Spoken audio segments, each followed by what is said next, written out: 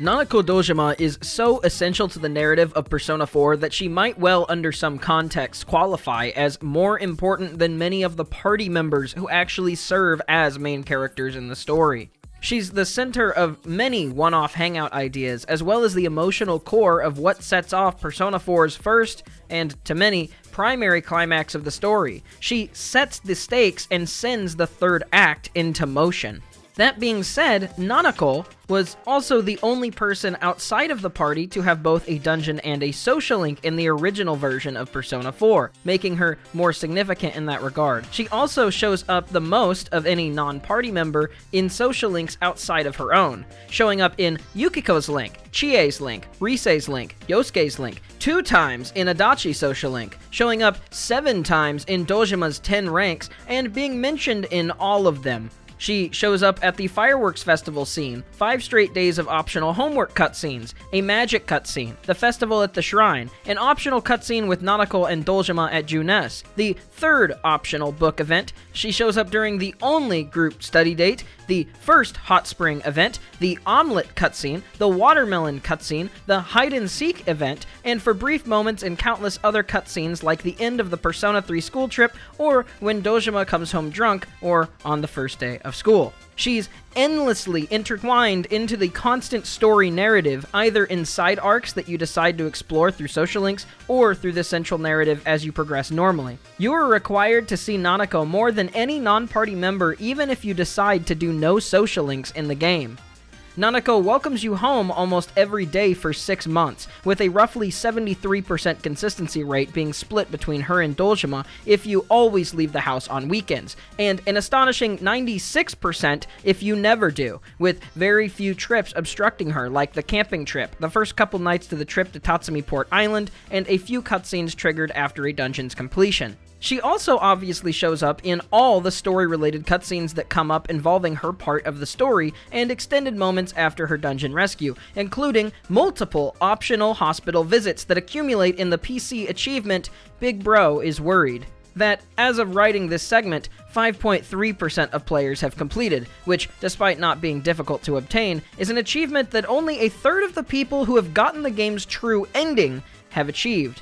Nanako is Persona 4, with that extensive list of niche and required appearances, which still wasn't exhaustive. I'm not masochistic. It should be clear that there's a lot of information to gather from when looking at who Nanako is as a character and as a person. But in the same regard, she's actually not as nuanced as many of the other characters, and is rather straightforward. Still, let's look at her implementation and thematic ties to the story, as well as her own message. Since that extended intro likely weeded out the weak people, I ask that you please leave a like and comment, and let me know if anything in the intro was something you didn't realize. This is just one part of a massive full analysis of all of Persona 4 Golden, so any engagements and sharing can help more people see, and it helps me a ton. Anyways, past all these stupid fun facts, let's finally actually get into her character.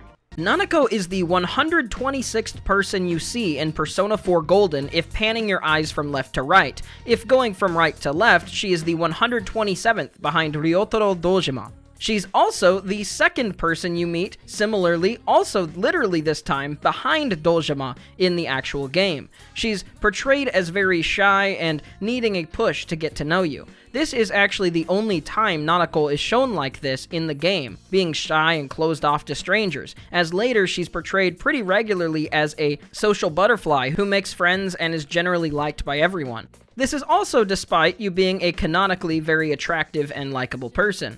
Still, I think it's important to remember this meeting and the way she behaves, as it's the only real personal reference point that we get for the player on how Nanako behaves, as well as Nanako and Ryotaro's relationship prior to meeting the player, before the murders, and during the extended grieving period over her mother and Dojima's wife's death. She's actually depicted far more infantilized than we see her in the game proper. He sort of babies her whenever asking her to introduce herself, and her pouting as well as hitting him seems honestly very out of character for Nanako as we see her in the game. Not that you'd know this, since this is your first time meeting her. Nanako is repeatedly depicted throughout the rest of the game as a thoughtful, capable, and social person who is worldly and understanding to people's missteps and problems. Her primary immaturity throughout the game is representative in a shyness centered around her ability and freedom to do things. Being invited, being given the opportunity to have fun on her own, some of that shyness may be what some of the scene is getting at. In this case, you are the one being invited, and of probably no input or free will of her own. She doesn't really know anything about you, but will have to now share a house, where we'll find out she's often neglected due to Dojima's guilt and work schedule. So in many ways, it makes sense she should be cautious of you, because she's going to be spending a lot more time with you. In many ways, people often joke how Nanako is more mature than they are, they being the person playing the game, and more mature even than most of the characters in Persona 4 Golden, other than a few instances we'll get of misunderstanding or childlike behavior, and even including those moments, this is easily the most childlike Nanako acts throughout the entire story. Due to this, it's probably the most inspiring to see just how high she climbs over the course of things. Nanako Dojima is your mom's brother's daughter. Your cousin. And while it might be hard to remember, that's how the both of them see you at the beginning of the game, although this segment isn't about Ryotaro. Also, obviously, you'll see Ryotaro pop up quite a bit here, since as a father and daughter, their story is quite intertwined. Nanako Dojima, born October 4th, 2004, is an elementary schooler running up on 7 years old during the events of Persona 4 Golden. Her father is detective and local PD Ryotaro Dojima, and her mother, as we find out through the story, is deceased, being killed in a hit and run on the way to pick Nanako up from school when she was in kindergarten.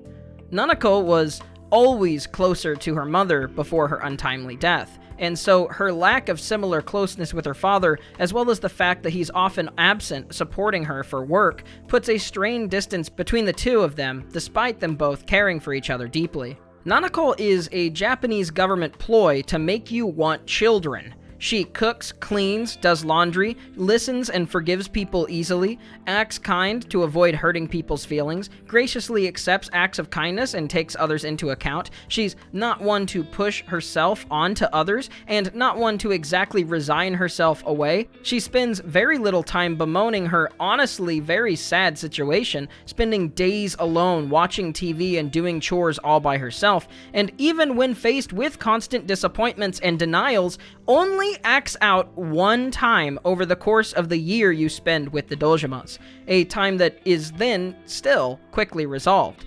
Nanako is literally the ideal child. I don't know what you want out of a parent-child relationship, but Nanako can just as well parent as she can be parented, pulling out the couch, drawing a bath, and preparing the bed for her father, often without being asked, not out of fear or pressure from Dojima, but genuine empathy and doing her part to lend a helping hand. On top of that, she still maintains her childlike wonder, occasionally asking things that reassure you that she actually is a child and not some perfect god reincarnated into a child's body. Childlike things like asking if the weather lady controls the weather, which actually ends up being a nod to what Marie does at the end of the true ending, or being surprised or amazed by simple magic tricks that you could easily ration your way around if you were a little bit older. I swear, that exact thumb trick was shown to me by my uncle when I was a kid, and I still remember where I was when it happened and how amazed and starstruck it made me. I was out on a gravel path outside a place where truckers do their repairs and next to the highway. I literally remember the exact image in my mind. So hopefully with a well-rounded idea of who her character is, as well as a healthy perspective on her importance and presence in the story, along with a few questionably useless factoids, let's take a look at her social link. The Nanako social link becomes open after a cancellation of a family trip where you and your friends decide to visit Junes, a store that Nanako absolutely loves seeing commercials for, and honestly, how are you watching a Persona 4 video if you don't already know that? But due to her busy father and her age, she rarely gets to visit it, even if it is essentially just a really nice Walmart. During this scene, Nanako finally becomes opened up enough to you to test the waters and referring to you as her big brother. After coming into town, she has walked to school with you, welcomed you home, had breakfast and dinner with you so many times, and finally she's starting to attach herself to you as a new member of their family. Since she's seen your friendliness and willingness to spend time with the family, it's a sweet moment. since the loneliness that both her and her dad feel toward their fractured family is clearly a huge weight on both of their shoulders. The idea that she's found a sort of internum big brother figure is tragically heartwarming for the lonely at the time 6-year-old who has no doubt grown accustomed to spending her afternoons and nights mostly alone with just the TV to keep her company. Her rank 2 immediately establishes that while young, among all other mental maturities, she currently has a lot on her mind and is trying to understand her loneliness in a more dense way. Family and loss. This is first given innocent enough, with her asking if you're an only child, and how dad said that the family wasn't going to get any bigger, but that now she has you. Her curiosity for who you are also opens up as she wants to hear about your days at school. The next social link shows her considerate side, as when she learns dad will be coming home, she excitedly wants to prepare a dinner for her dad that he will love, almost as a celebration for him coming home at a reasonable hour, trying to incentivize and reward him for being around her more, trying to give him a reason to be happy when she's there. You offer to visit Juness for groceries, and when you come back, due to the risk of being outside in the murders and nighttime and all that, Dojima is understandably, yet unfortunately, upset. You try to explain her feelings to him after she flees to her room upset. This is meant to place the seed that Nanako feels that even though she tries so hard to make dad's life happier and easier, that she feels underappreciated, or like she can never make things better. And in a sense, she can't. For their family to get better, they both have to be putting in that work. Another sad aspect to consider is with child psychology. When bad things happen to them, they often are wired to believe that it's their fault. It's possible that she feels the responsibility for Chisato's death, since Chisato died only because she was coming to pick Nanako up, and that since the reason she was on the road and going that way at that time was due to her, that it might be her fault that she's dead. And now that her dad is lonely and sad, she's trying to fix it, but feels like she's hitting a brick wall, or that maybe instead he blames her for her death. Which obviously is a ridiculous notion. That's not even close to what's happening. But that follows general child psychology trends.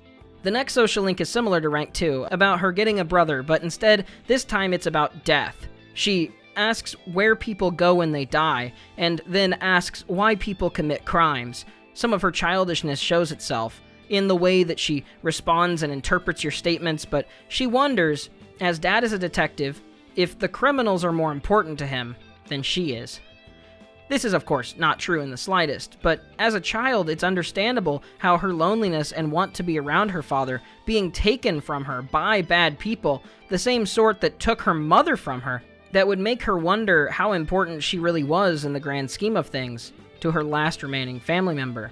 Next link focuses on a TV documentary about a man searching for his real father. This causes Nanako to wonder if her dad loves her, despite how you answer. We of course know that he does. Everything he does, he sees as a way for him to support Nanako despite his own bereavements, even if sometimes he's just using it as an excuse not to face her. But this lack of direct traditional care makes Nanako doubt his love. Here, you get the first mention of her mother by her in her link, as she remembers picking flowers at the Samigawa River as a family. Unless you do this after the Mother's Day event, this is the first time that Nanako acknowledges her mother in the story, and it's clear that this causes real pain. The next link introduces the parent-teacher scheduling form, with her somewhat obviously saying this as a test of her father's ability to bend his schedule to things pertaining toward her, and starts with her obvious emotional doubt that he can, or maybe even from her eyes, that he would be willing to do such a thing. She feels shy just to ask him about it, the risk of her finding out that what she thinks could be real. One of her traits seen elsewhere is her need to not feel as if she is imposing. It's a consistent part of her character, probably taken by the constant denials that have started to double down in her head. So you can offer to help her ask him with you, and she's grateful. Unfortunately, Nanako's suspicion about his unavailability, while misguided in its intent, is not unfounded in a practical sense. Dojima hesitates as to when he'll be able to do so, and Nanako blows up on him, saying all the things that have been hinted at in her thoughts through the previous ranks. Nanako runs off. He finds her, and the experience causes Dojima to see more straight and make a double-backed-up commitment to prioritizing Nanako more in his life. Him saying that he'll be free anytime on the scheduling paper, and even confirming that while Nanako thought that he may not have seen her as real and even forgotten Mom, that all along he's been suffering and missing her too. Rediscovering this photo that he has hidden, but in the same way, Dojima redoubles on prioritizing her in his life. Nanako redoubles on trying to support him, since him and her are really more equal than they would have previously thought, and they are really all that each other have got.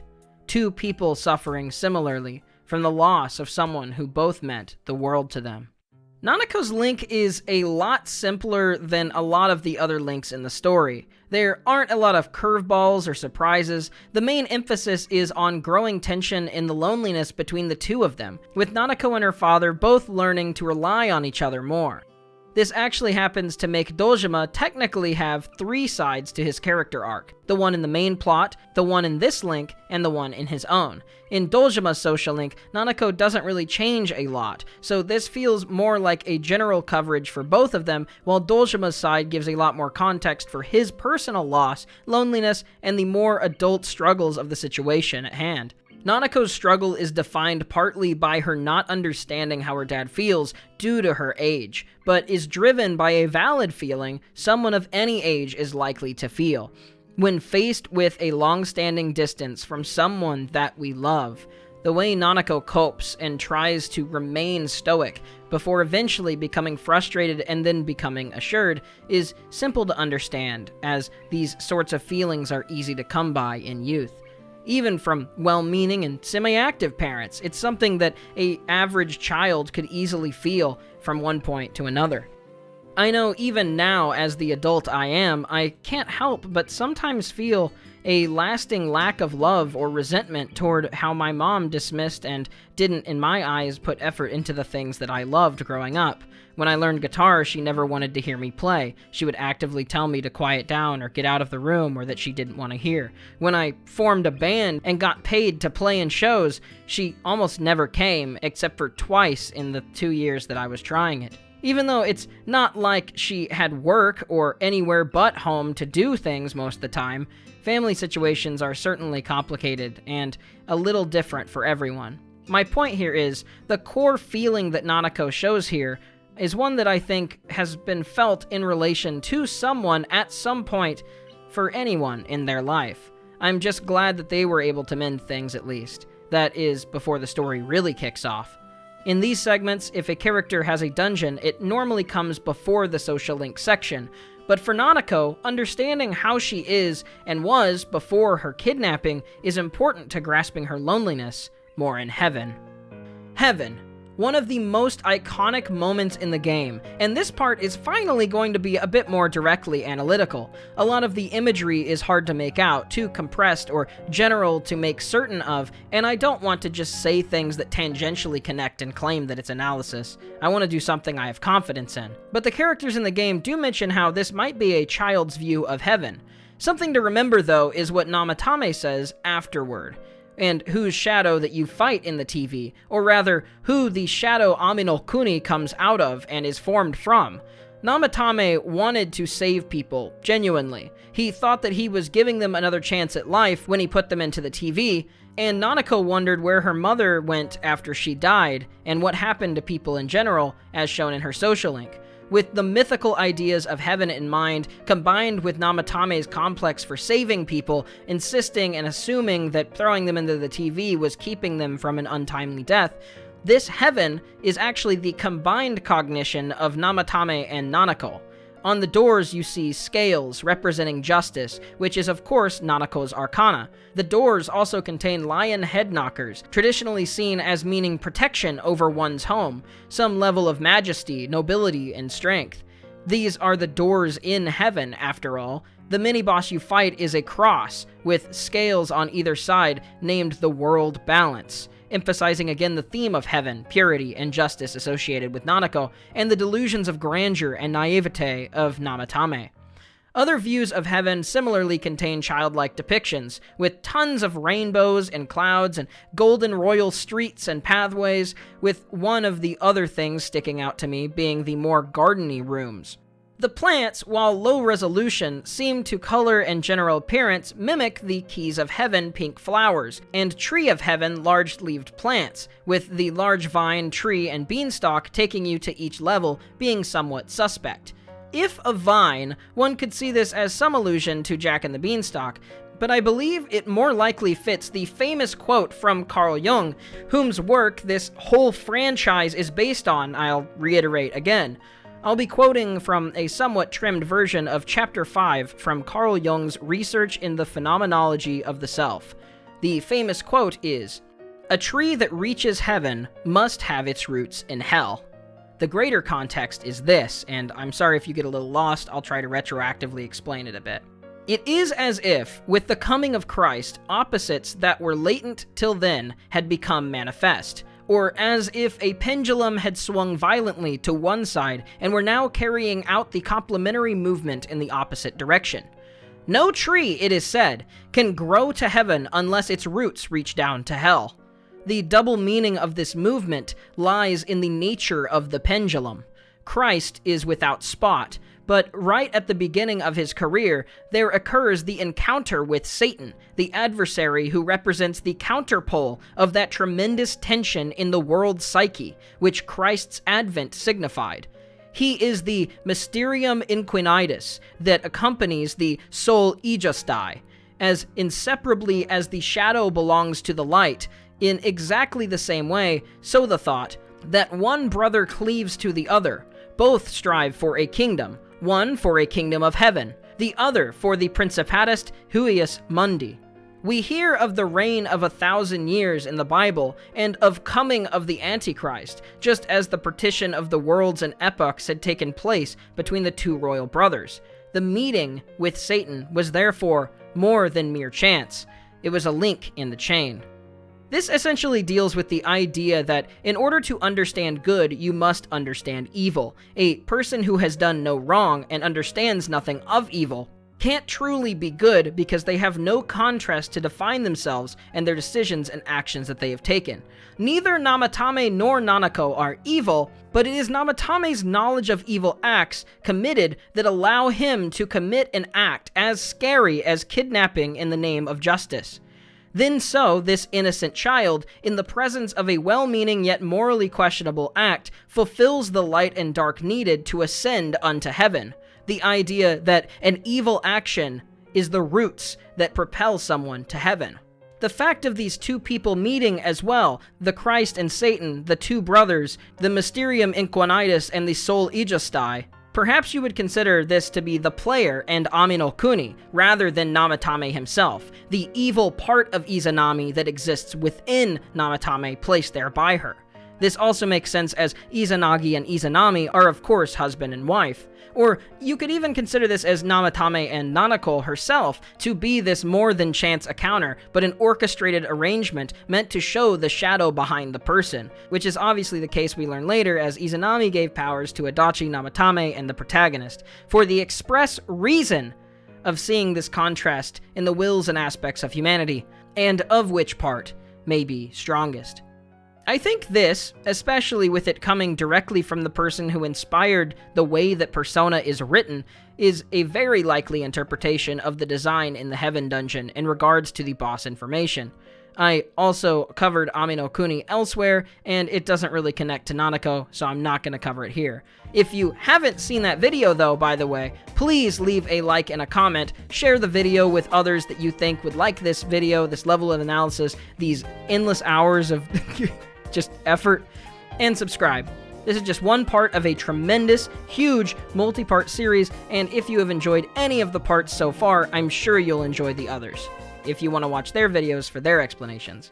It's never fully described or explained in the story, and likely has nothing to do with Nanako herself, but it's at least worth mentioning that depending on your actions regarding Namatame, your ending of the game and the fate of Nanako's life will be decided as well. Throwing him into the TV kills Nanako for good. Not throwing him in, and not identifying the true killer, leaves her in a seemingly indefinite coma that she remains in until you leave that spring, and refusing to throw in Namatame as well as putting a stop to the real killer allows her to live and recover in January.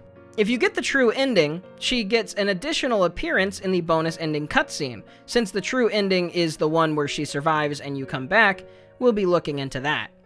Upon revisiting Inaba after the events of Persona 4, in the true ending, Nanako's hair has continued to grow, her clothing has changed, and the blossoming flowers on her dress all visually convey the idea that she's moved on and grown as a person. As well as with all of the party members, she mentions something that I find really touching, which is that she started learning piano.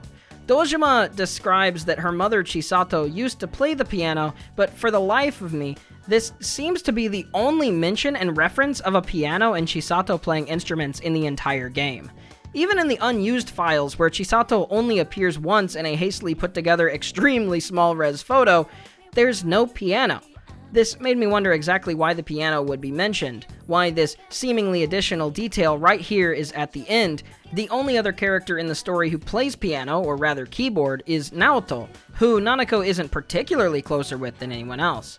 The hobby previously associated with her mother was picking flowers at Samegawa, so using general writing conventions, you would imagine that she would take upon gardening or something else if they were going to make a connection to a piano. And I mean, she does do gardening in Persona 4 Golden. It's a very smart addition that they made there that connects her character. After scouring for mythological parallels, I generally believe that I don't actually have any answer for why they decided to include this piano detail, and I'm not confident enough to tie any sort of actual analysis to it. But here's my interpretation of the situation. My headcanon, if you will. I generally don't have a hard time limiting my headcanons if they aren't supported by evidence, but since this isn't contradicted and it just makes me feel warm and nice, I want to share it with you. I personally believe that the intent to link Nanako to the piano is for us to associate the piano with her in the OST. Moments later, in this true ending, a different version of the ending song Nevermore is played than usual, featuring an ensemble singing with clapping. I think the image that you're meant to imagine is all the characters of Persona 4 singing the ending with Nanako on the piano, and since the motif for Nevermore is linked to the opening moment of the game, as well as significant changes in time and life, like the beginning of spring, it's supposed to represent the change of seasons, the seasons in one's life. For Nanako, a melody where she can remember that year of her life that she went from all alone in that house to surrounded by a huge family that loves her and did their best to protect, keep her safe and happy. The year that her life opened up to everyone and that she was able to see the sun again. This is something I'll admit is mainly based on my intuition, but it feels very emotionally compelling to me.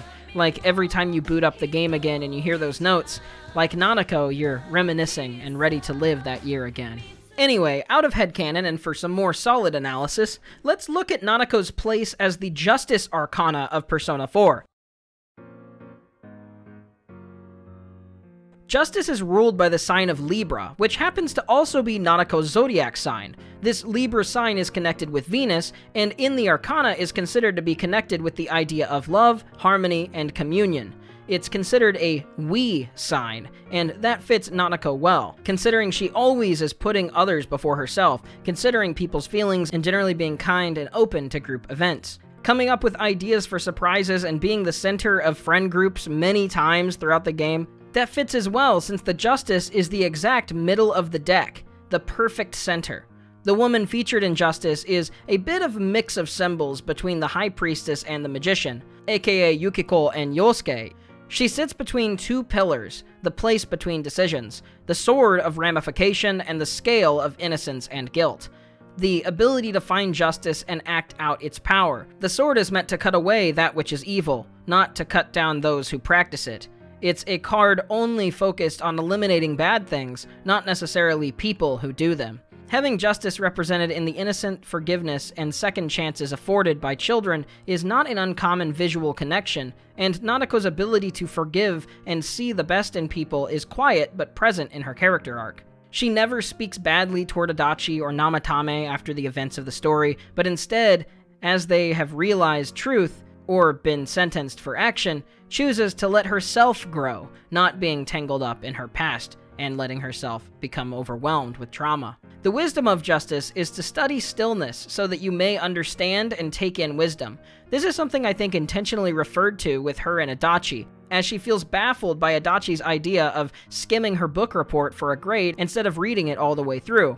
The Fool suggests the shortcut to the wise Lord of Justice, who intended to cross the path as intended. It's very archetypal, in other words. Aside from this encounter, Nanako states to her dad that studying is fun and that she enjoys doing her homework and learning new things about the world.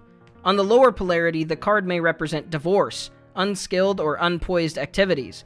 Nanako is young and so lacks the general wisdom she needs to realize in her arc that her father does love her, even if he's not often making time to be around her, which causes her to be reckless, running out by herself at night even when a murderer is still on the loose. These are rectified as she does gain information and wisdom that allows her to double up and be poised for proper decision in her upper polarity, ending the link. Now some scattershot things I didn't mention already. Nanako is fairly popular at her school, someone who is friendly and responsible with others who brings classmates together. There's multiple mentions of her friends that she sometimes visits after school. She seems to be a fan of the fictional Hello Kitty-like character Buchiko, as one of the Buchiko dolls permanently sits in their kitchen, and since she mentions that Dojima had hidden away the things pertaining to her mother for some time, it makes the most sense that it would be hers. Buchiko, of course, is more elaborated on in Persona 5 with Makoto's link, as she mentions it being a very popular character from her childhood that is now a little bit more rare and hard to find items for. This also lines up Persona 4 properly in timescale with Persona 5's events. While Nanako is always the one to put up a face and consider other people's feelings, in the omelet competition, you get the most social points for serving her Asian American soy-flavored omuraisu. She likes that the best. Similarly, with the Tatsumi Port Island trip, any souvenir will be appreciated by her, but she likes the mochi most. Makes sense, considering she's a kid, and souvenir shirts normally suck. Nanako Dojima, while being an important character, is fairly straightforward in her story arc and struggle. It's one that will resonate with most, in addition to her positive traits, but all in all, she is still just a child. Her struggles can resonate with others because most people have felt the way that she feels in the story at some point or another. But her role in the story is mainly defined by who she is rather than what she does, making many of the things that she is involved in hard to draw much extra characterization or analysis from. She's how I described her at the beginning, and while we see some of those aspects peek through more or less at some times than others, that's the Nanako Dojima that we know. She's exactly who she seems. Pretty much the most endearing and least insufferable child character ever, with maturity and responsibility that puts most grown adults to shame. If you liked this, please share. I honestly thought that this would be longer than it already turned out to be, but as I wrote, I realized that for as present of a character that Nanako is in the story, she's not nearly as represented in mythology, character nuance, or visual metaphor as the other characters of similar presence in the story. I hope you still enjoyed though, and if you're looking for more in-depth analysis-focused videos, check out my Chie or Yukiko analysis, or any of the other party members for that matter, assuming that they're out. If they're not out, there are plenty more videos that I have digging into the mythology and deeper aspects of Persona 4, and so if any of these sound interesting, or if certain ones aren't out yet that you want, of course, take this as the opportunity to subscribe and turn on the bell so that you can see when they finally come out. Thank you very much. I hope you have a good day. Hope you're having a good old, I'll see you, goodbye. Come see me on Twitch.